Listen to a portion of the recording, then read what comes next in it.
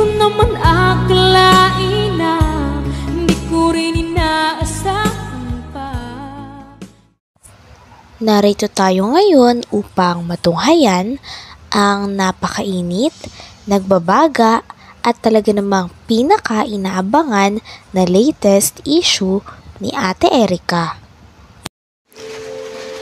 Sa pagpapatuloy ng ating istorya ay narito nga si Kalingap Val Santos Matubang at nagbibigay siya ng kanyang saloobin tungkol sa pera.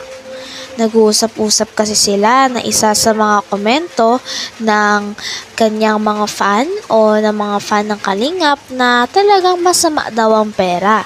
Sabi naman ni Kalingap Val na hindi pera ang masama. Ang pagmamahal lang ng sobra sa pera o yung mga tao na ginagawa ng Diyos ang pera ay yun lang ang masama. Katulad na lamang ang mangyayari sa sitwasyon ni Ate Erica at ng kanyang pamilya dahil may involved din ang pera kung bakit sila nagkawatak-watak. Eduardo Mapalo, mali daw po. Sabi ni Ayumi Yoshikawa, mali din daw po. Mga kalingap at mga suking tigpaminaw.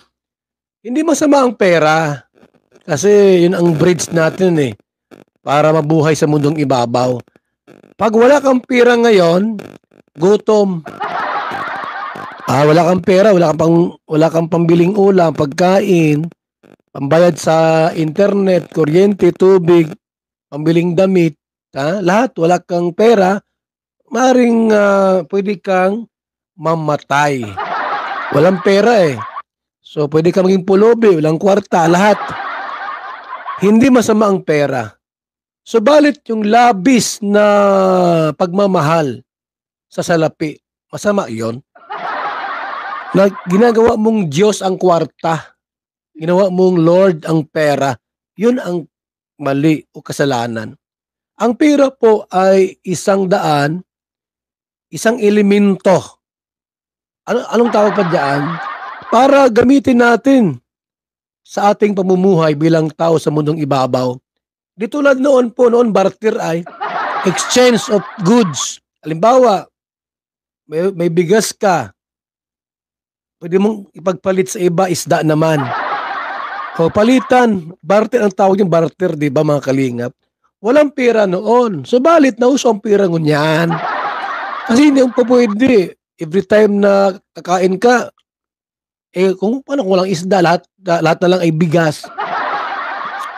So ginawa ang pera po, ang money, para magamit natin sa ating pamumuhay. Ayan, di ba?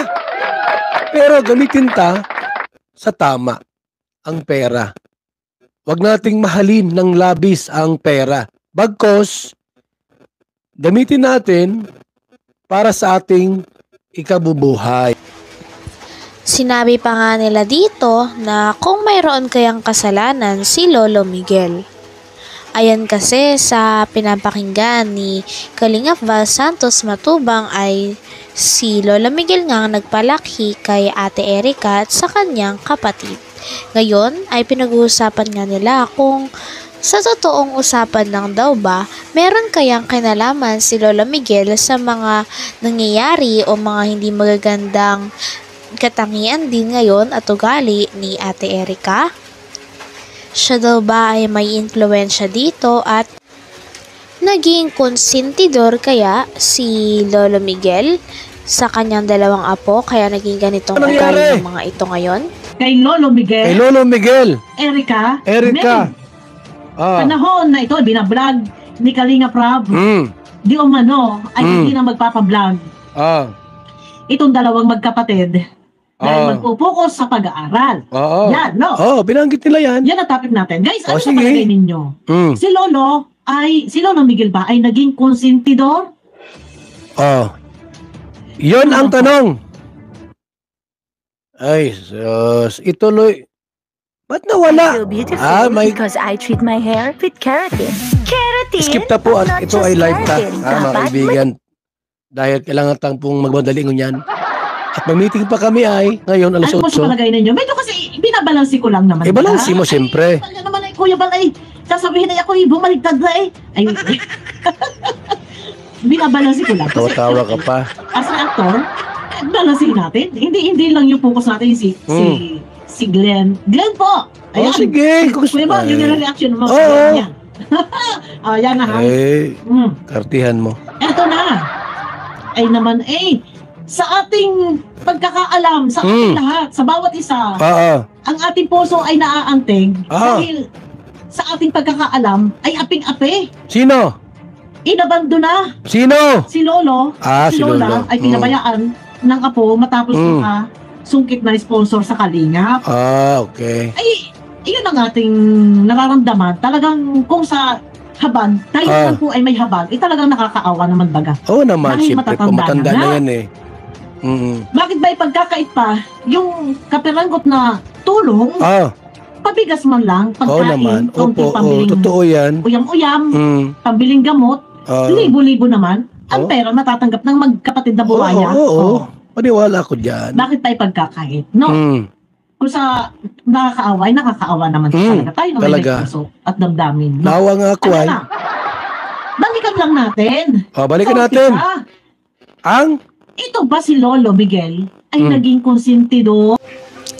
Pinag-usapan nga nila dito na noong binavlog pa si Ate Erica ng Kalingap ay isa si Lolo Miguel sa mga nagsabi kay Kalingap Rab na ayaw na nga magpa-video ni Ate Erica. Kaya naman ngayon ang tanong ng karamihan ay kasabwat din daw ba si Lolo Miguel sa pag-alis ni Ate Erica at pagsisinungaling ni Ate Erica sa buong Kalingap dahil sabi niya siya daw ay mag-aaral. Ngunit ang totoo ay meron na pala silang nakuhang sponsor at direkta na sa kanilang ibibigay ang tulong. Kasabat nga ba at naging konsentidor talaga si Lolo Miguel sa mga aksyon na ito ng kanyang apo? At kasalanan niya rin ba ito dahil tinolerate niya ang dalawa? At damdamin. Nawa nga ako ay. Balikan lang natin. Balikan natin. Ito ba si Lolo Miguel ay naging konsentidor? Tanong ko lang po. Mga Kalingap, tanong daw po ni Bupil Vlog. Sagutin niyo po. Kung si Lolo Miguel ba ay naging konsentidor sa dalawang apo? Daw kung totoo yung sagutin niyo daw po, Dahil kasagsaga na binablog, biglang umayaw Erica at di umanay ang sabi sa live. Sorry. Ang sabi sa chat kay Kalingap Rab ay hindi na raw magapablog at mapokus muna sa pag-aaral and then kausapin na lang daw nila Kalingap Rab si Lolo. At yun din daw ang sabi ni Lolo. Yun nga. Yun. Ito guys. So, nabigla po kami lahat.